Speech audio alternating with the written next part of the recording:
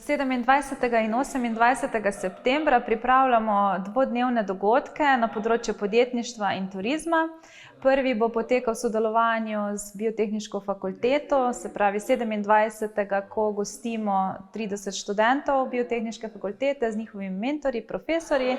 Sprejmemo jih najprej na mestni občini Krško, kjer bomo potem predstavili glavne tematike, na katere bodo potem študentje raziskovali in dali odziv.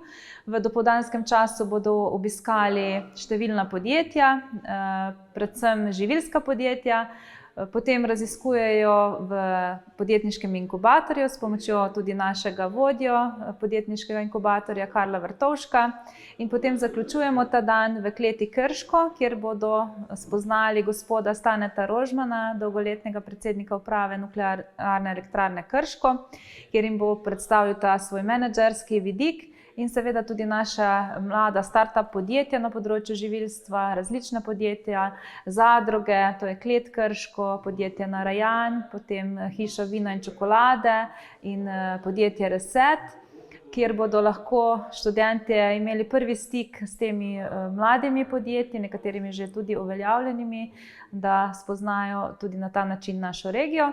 Naslednji dan, 28. septembra, pa pričenjamo na Treh lučkah z izobraževanjem za ponudnike na področju turizma.